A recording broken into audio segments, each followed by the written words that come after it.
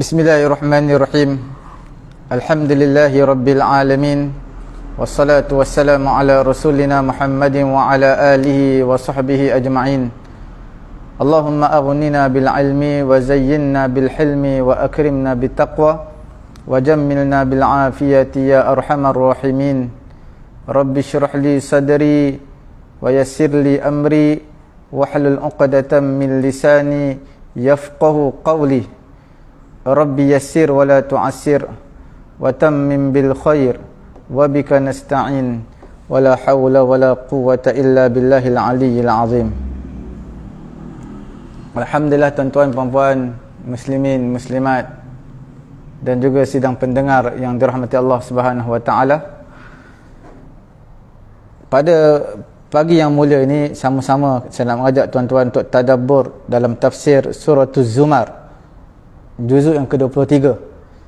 Sebelum ini kita telah selesai berbincang, melihat, menekuni beberapa surah daripada tafsir, iaitu surah As-Saffat dan juga surah Sad. Sejurus lepas itu adalah surah Zumar yang kita akan bicarakan pada hari ini. Sebelum daripada itu, suka saya sebutkan juga pada tuan-tuan puan-puan muslimin muslimat yang dirahmati Allah Subhanahu wa taala, surah Zumar adalah surah Makkiyah, membicarakan mengenai dengan akidah tauhid secara panjang lebar, terperinci. Dan juga surah ini adalah surah dipanggil surah Makkiyah kerana dia membicarakan tentang iman. Itulah mihwar ar-ra'isi, iaitu perbincangan utama aja dalam surah ini adalah membicarakan tentang aslul iman dan juga asas akidah yang sempurna dan juga asal setiap amalan yang soleh.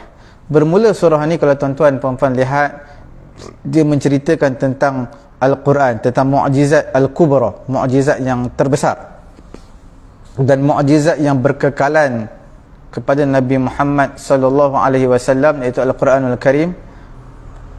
Dan juga surah ini juga memerintahkan Nabi supaya ikhlas dalam beribadat kepada Allah, hanya kepada Allah Subhanahu wa taala, dan sucikan Allah daripada menyerupai dengan makhluk.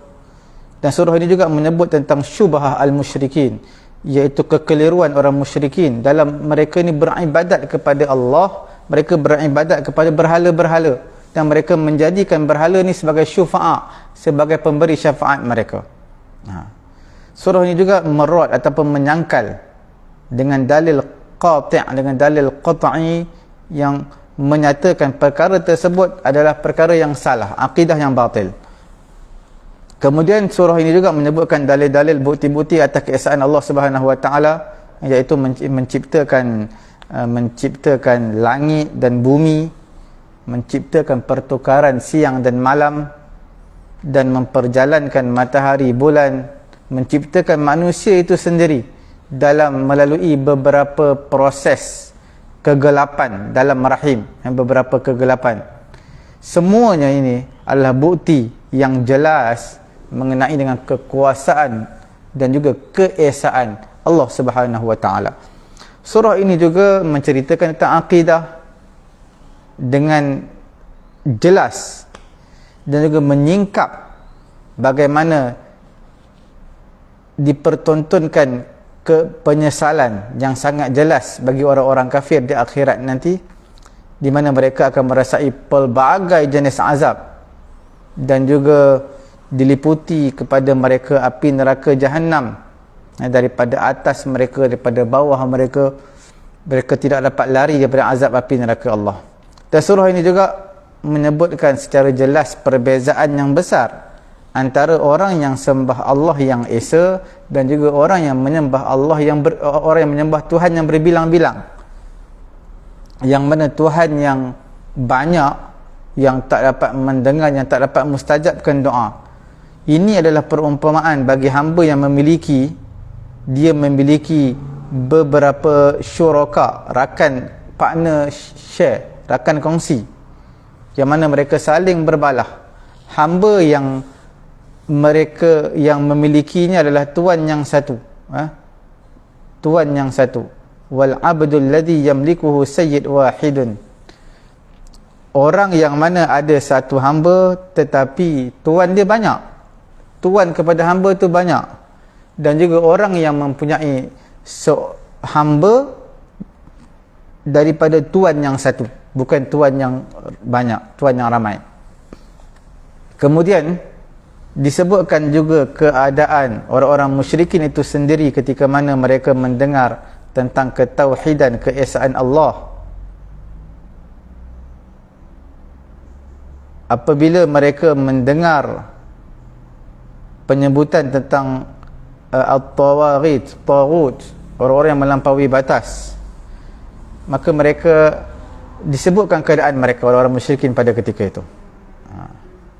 Kemudian datang beberapa ayat yang mengajak manusia ini untuk kembali kepada Allah Subhanahu Wa Taala sebelum kematian secara tiba-tiba datang kepada mereka dalam keadaan mereka tak sedar.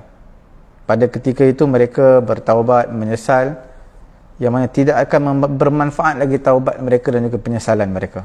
Disudahi surah Az-Zumar ini dengan menyebut nafkhatus sa'iq, tiupan sangkakala. Kemudian tiupan sangkakala dibangkitkan manusia pula daripada kubur. Satu dimatikan manusia, tiupan sangkakala. Satu lagi tiupan sangkakala akan membangkitkan manusia daripada kubur. Dan juga diceritakan selepas tiupan dua sangkakala ini, kengerian hari akhirat. Dan juga surah ini menceritakan tentang hari dikumpulkan manusia, dipanggil Al-Hasyrul Akbar, pengumpulan seluruh manusia, di mana yusaqul muttaqun, dibawa orang-orang bertakwa ke syurga Allah Ta'ala, dan dibawa orang-orang berdosa ini ke neraka Jahannam.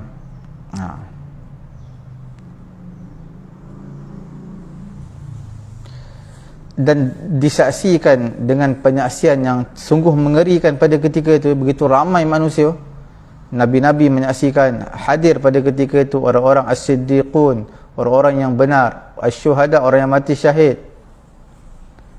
Wal wujudu kulluhu yattajih ila rabbih bilhamdi wassana' fi khusyu'in wastislamin. Dan pada ketika itu semuanya akan menuju kepada Allah Subhanahu Wa Taala,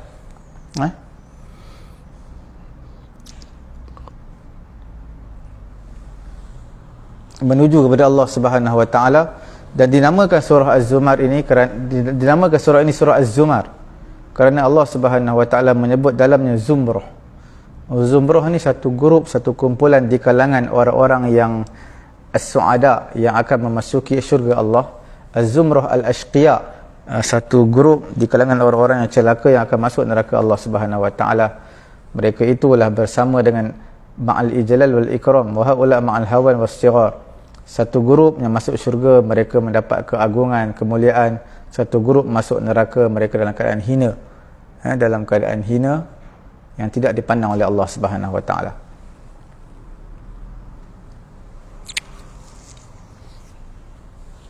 Alhamdulillah, tuan-tuan puan-puan muslimin muslimat dirahmati Allah Subhanahu Wa Taala. Kita lihat pada ayat yang pertama, surah Az-Zumar. Bismillahirrahmanirrahim.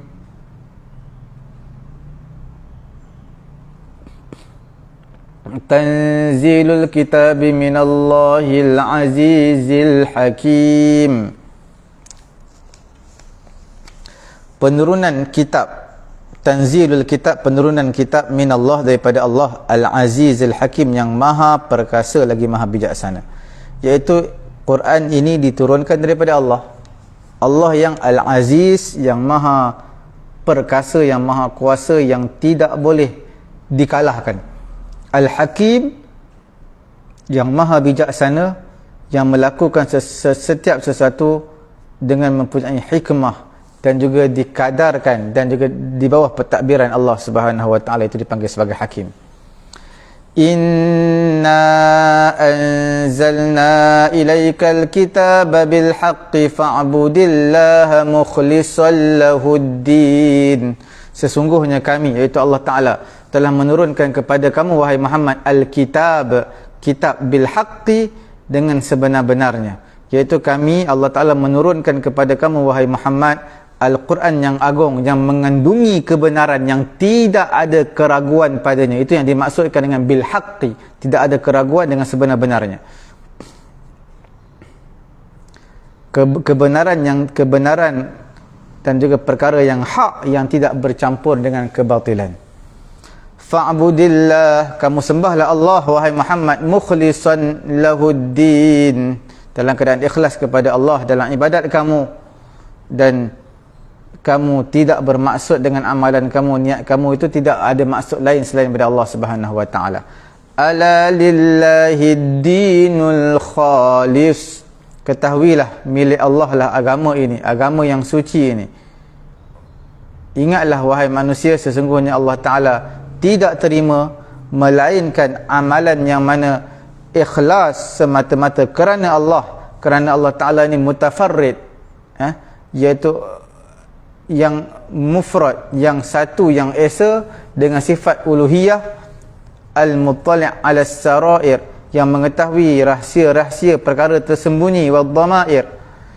Makna al-khalis di sini, ala lillahi dinul khalis, adalah as-safi, milik Allah lah agama yang safi, agama yang bersih, agama yang suci daripada syirik, suci daripada riak. وَالَّذِينَ اتَّخَذُوا مِن دُونِهِ أَوْلِيَاءَ مَا نَعْبُدُهُمْ إِلَّا لِيُقَرِّبُونَا إِلَى اللَّهِ زُلْفَى إِنَّ اللَّهَ يَحْكُمُ بَيْنَهُمْ فِيمَا هُمْ فِيهِ يَخْتَلِفُونَ إِنَّ اللَّهَ لَا يَهْدِي مَنْ هُوَ كَاذِبٌ كَفَّارٌ. Walladzina ittakhadhu, mereka ini orang-orang musyrikin ini, mereka menjadikan berhala-berhala sebagai Tuhan selain daripada Allah Subhanahu wa taala. Mereka mengatakan ma na'buduhum illa liyuqarribuna, kami tidak menyembah Tuhan-Tuhan ini dan berhala-berhala ini melainkan semata-mata untuk mereka dekatkan kami kepada Allah. Mereka jadi perantara kami, dan mereka yang akan memberi syafaat kepada kami di sisi Allah Ta'ala, seolah-olah dia ni orang tengah lah, berhala mereka ni. Imam As-Sawi menyatakan, orang musyrikin apabila dikatakan kepada mereka, man khalaqakum, siapa yang ciptakan kamu, wa man khalaqas samawati wal ard, siapa yang menciptakan langit dan bumi, wa man rabbukum wa rabbu abaukumul awwalin, siapakah Tuhan kamu dan juga wa rabbu abaikumul awwalin, dan juga Tuhan nenek moyang kamu. Fayaqulun, mereka akan menjawab, pencipta kami Allah, pencipta langit dan bumi Allah, Tuhan kami dan Tuhan nenek moyang kami adalah Allah. Maka dikatakan kepada mereka, apa makna ibadat kamu kepada berhala kalau kamu kata semuanya Allah yang menciptakan? Mereka kata, lituqarribuna ilallahi zulfa wa tashfa'u lana indah. Tak lain tak bukan, mereka ni perantara kami, nak bagi kami lagi dekat dengan Allah, dan mereka memberi syafaat kepada kami di sisi Allah Subhanahu wa taala. Sesungguhnya innallaha yahkumu bainahum, sesungguhnya Allah Subhanahu wa taala menghukumkan mereka, sesama makhluk ini pada hari kiamat nanti, fima hum fihi yakhtalifun. Allah Ta'ala yang akan memberi hukuman, memberi keputusan mengenai apa yang mereka perselisihkan mengenai dengan urusan agama. Maka orang-orang beriman akan masuk syurga, orang kafir akan masuk ke neraka Allah Subhanahu wa taala. Innallaha la yahdi man huwa kadhibun kaffar. Sesungguhnya Allah Subhanahu wa taala tidak memberi taufik, tidak memberi petunjuk, tidak memberi taufik untuk mendapat hidayat, tidak memberi irsyad, membimbing kepada agama yang benar. Allah Ta'ala tak beri petunjuk kepada siapa? Kepada orang yang mendustakan Allah Ta'ala, yang tenggelam dalam kekufuran dia. Dan pada ayat ini sebenarnya nak menyatakan, mengisyaratkan kepada kita, mereka ni pendusta dalam dakwaan mereka. Orang-orang kafir ni dusta dalam dakwaan mereka. Lau aradallahu an yattakhidha waladan lastafa mimma yakhluqu ma yasha'u subhanahu huwallahul wahidul qahhar.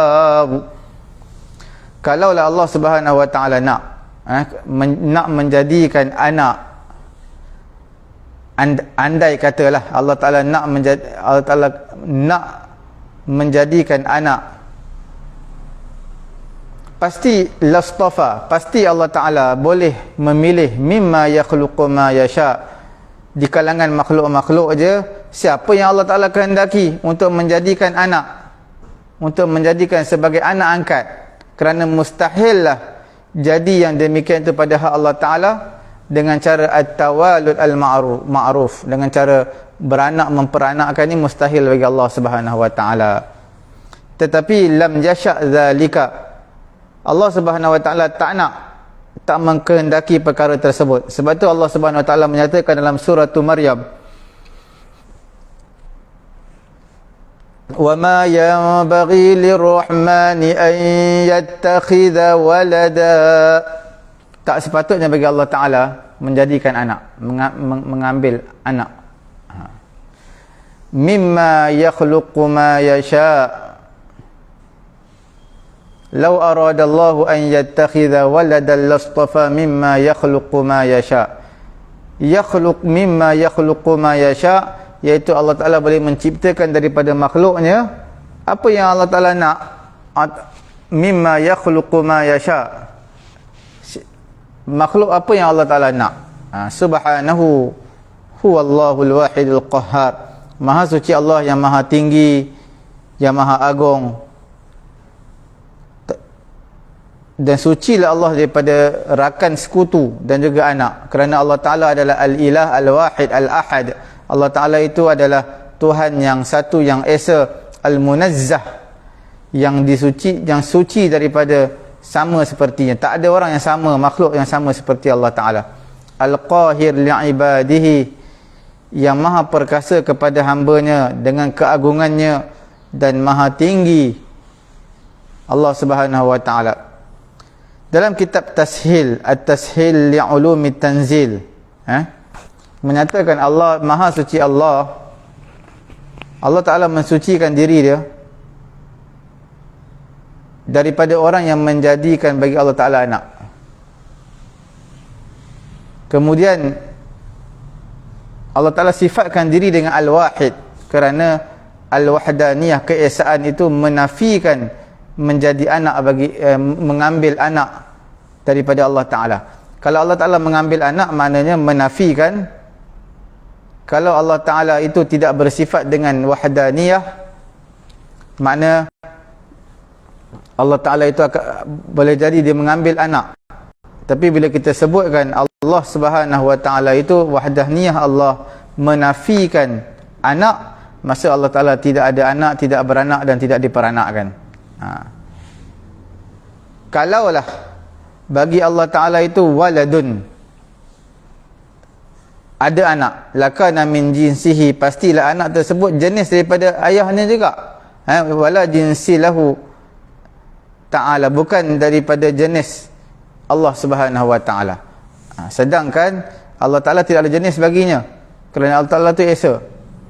Kalaulah kita kata Allah Ta'ala itu ada anak, pasti anak daripada jenis Allah, sedangkan Allah Ta'ala tidak berjenis, kerana Allah Ta'ala itu satu.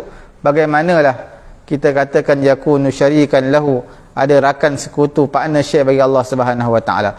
Kemudian Allah Subhanahu wa Ta'ala menyebutkan dalil-dalil kekuasaan, keesaan, keagungan Allah Subhanahu wa Ta'ala. Allah Subhanahu wa Ta'ala menyatakan khalaqas samawati wal arda bil haqq yukawwirul layla 'alan nahari wa yukawwirun nahara 'alal layl وسخر الشمس والقمر كل يجري لأجل مسمى ألا هو العزيز الغفار. Pada ayat yang ke-1 sampai ke-4 tadi, kalau kita lihat, Allah Subhanahu Wa Taala nak sampaikan apa kepada kita? Nak sampaikan hidayat taufik ini kepada iman di tangan Allah Subhanahu Wa Taala. Allah Taala nak menyampaikan kepada kita, at-takalluf laisa minad din. Yang berlebih-lebihan ni bukan daripada urusan agama. Kalau kamu nak sembah Allah, kamu nak berdoa kepada Allah, doa aja kepada Allah, tak perlu jadi perantaraan orang lain. Dialah orang yang dekat dengan Allah, dialah orang yang mustajab doanya. Jadi tak perlu takalluf seperti itu, bukan daripada urusan agama.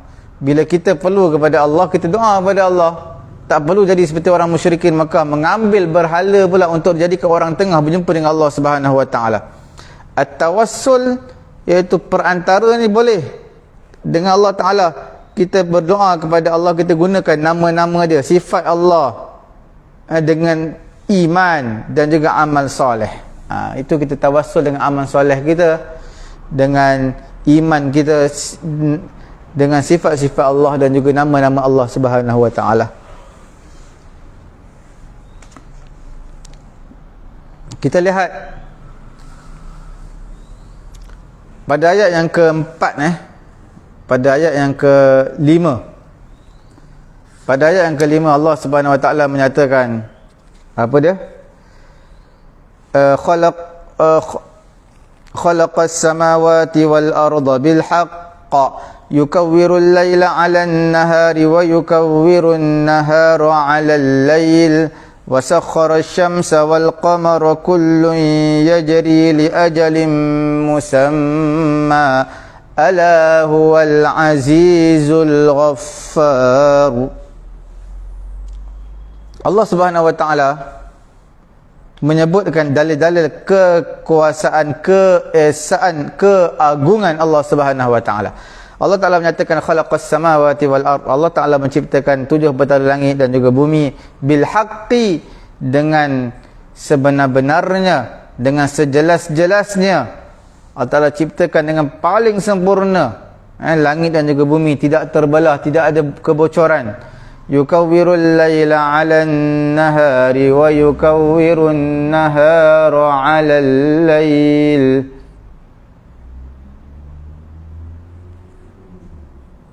Dan menjadikan siang dan ia menjadikan matahari dan bulan beredar menurut perintahnya. Yukawwirul laila wan nahar. Ia menjadikan malam melingkari siang dan juga siang melingkari malam. Itu yukawwir. Malam menyelubungi ke atas siang, siang menyelubungi ke atas malam. Wa ka'annaha yalifu 'alaihi laful libas. Seolah-olah membalut ke atasnya balutan pakaian, alal labis, balut di atas orang yang memakai pakaian.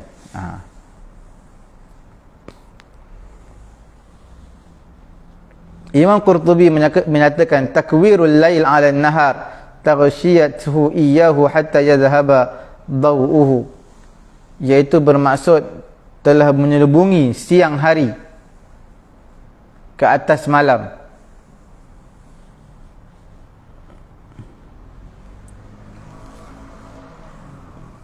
Siang,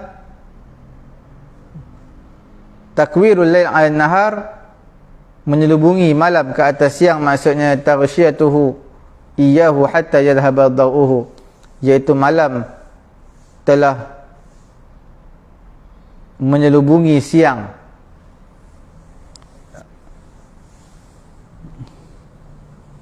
sehinggalah hilang cahaya siang. Sebab apa? Malam telah menyelubungi siang sampai cahaya siang telah hilang.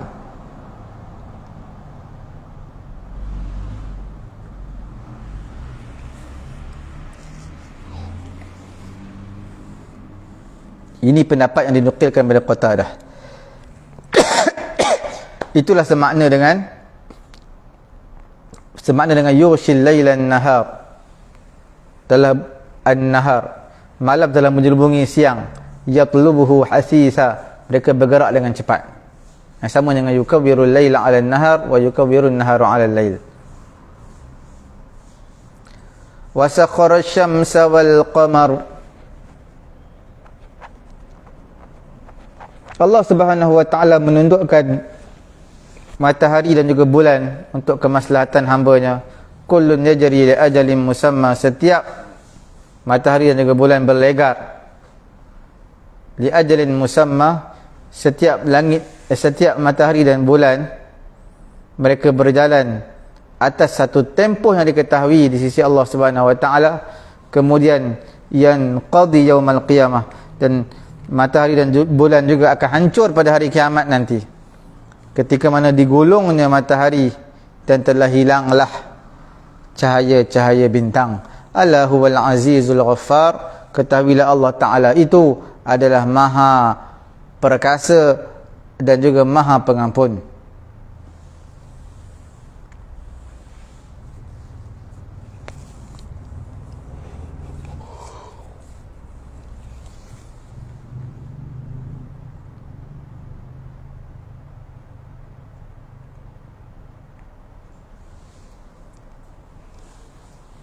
Imam As-Sawi menyatakan dimulakan ayat ini dengan harfut tanbih.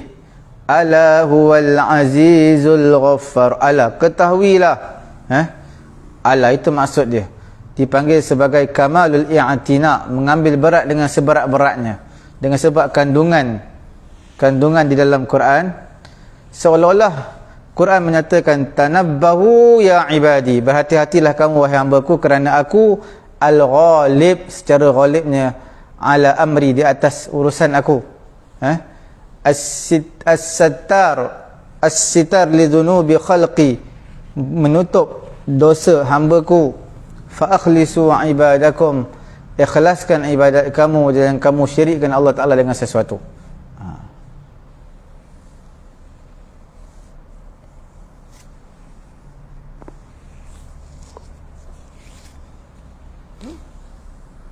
Tuan-tuan dan puan-puan sidang pendengar yang dirahmati Allah Subhanahu wa taala, kita lihat ayat satu lagi. Khalaqakum min nafsin wahidah, Allah Ta'ala menjadikan kamu wahai manusia daripada jiwa yang satu, iaitu Nabi Adam AS. Ini daripada jumlah dalil keesaan Allah Subhanahu wa taala, dan juga wanfiraduhu, dan juga menyendiri Allah Ta'ala dengan sifat keperkasaan dan juga keagungan. Dan semua sifat-sifat uluhiyah adalah milik Allah Subhanahu wa taala. Kemudian Allah Ta'ala menyatakan summa ja'ala minha zawjaha, kemudian Allah Subhanahu wa taala menjadikan daripada Nabi Adam tadi, menjadikan isterinya. Kemudian diciptakan Nabi Adam dan Hawa liyahsul at-tanajus wa tanasul, untuk menghasilkan at-tajanus wa tanasul, kelahiran, peranakan. Imam Tabari menyatakan makna khalaqakum min nafsin, yakni Nabi Adam alaihi salatu wassalam, summa khalaqa minha zawjaha, kemudian Allah Subhanahu wa taala menciptakan isteri Nabi Adam daripadanya. Yani Hawa, diciptakan Hawa daripada tulang rusuk Nabi Adam, daripada satu tulang rusuk daripada tulang rusuk Nabi Adam alaihi salatu wassalam. Wa anzala lakum minal an'ami thamaniyata azwaj, Allah Ta'ala menurunkan kepada kamu daripada binatang ternak, Allah Ta'ala turunkan samaniyata azwaj, 8 jenis binatang ternak.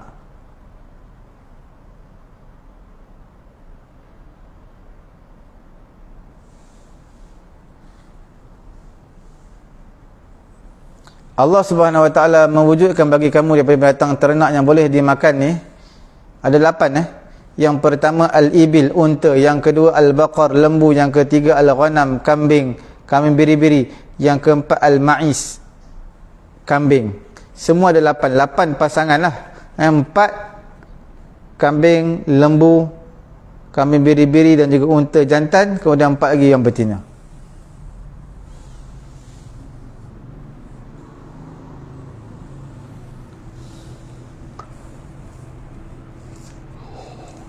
Imam Qatadah menyatakan minal ibil isnaini, daripada unta 2, daripada lembu 2, daripada kambing biri-biri 2, daripada kambing biasa juga setiap satu adalah satu pasangan.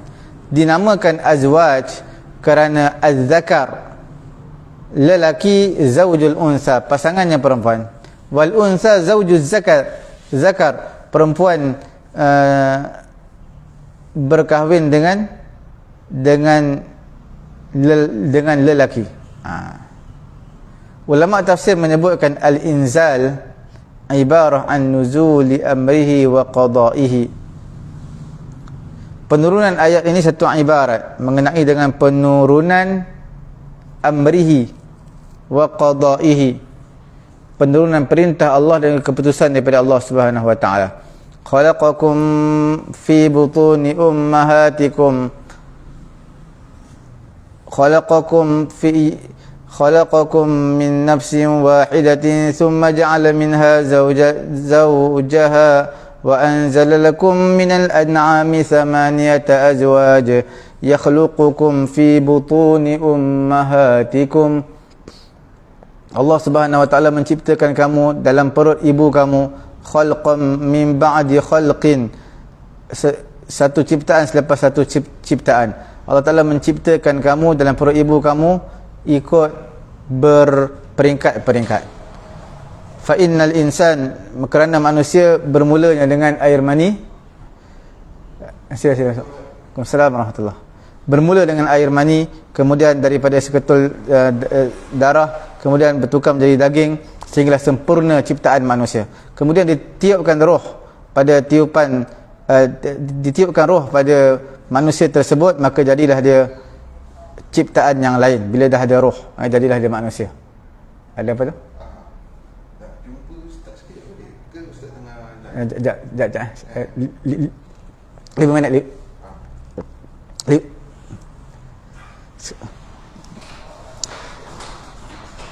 Fi dhulumatin salas, Allah Subhanahu wa taala menciptakan kamu dalam perut ibu kamu dengan satu ciptaan selepas satu ciptaan. Fi dhulumatin salas, dalam kegelapan yang 3, iaitu dalam perut ibu kamu gelap, kemudian dalam rahim ibu kamu, dan juga masyimah dalam uri ibu kamu.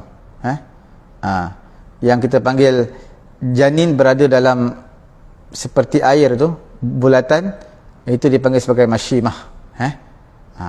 Jadi ada 3 kegelapan: perut, rahim dan juga uri. Dzalikumullahu rabbukum, itulah Allah Taala Tuhan kamu, pencipta yang memberi rupa bentuk kamu, iaitu Allah Taala Tuhan sekalian alam, Tuhan kamu, Tuhan ibu bapa kamu. Lahul mulku, dan baginya kerajaan yang sempurna pada mewujudkan dan juga tidak mewujudkan. La ilaha illahu, tidak ada Tuhan melainkan Allah Ta'ala, tidak ada Tuhan yang layak disembah melainkan Allah Ta'ala. Fa anna tusrafun, bagaimana kamu boleh dipalingkan daripada beribadat kepada Allah, menyembah Allah kepada menyembah selain daripada Allah? Bagaimana kamu boleh dipalingkan?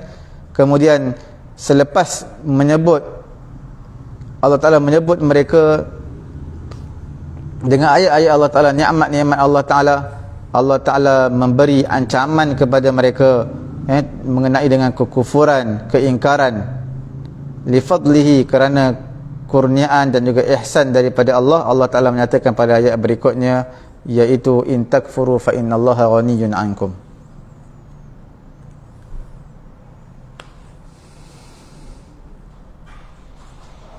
Saya kira cukup sekadar ini dulu pengajian kita tafsir dalam Safatul Tafasir. InsyaAllah kita akan bertemu pada hari Rabu ini dalam sambungan dalam surah Az-Zumar. Surah Az-Zumar pada ayat yang ke-7 insyaAllah kita akan sambung. Subhanallahumma wa bihamdihi, subhanakallahumma wa bihamdika, asyhadu an la ilaha illa anta astaghfiruka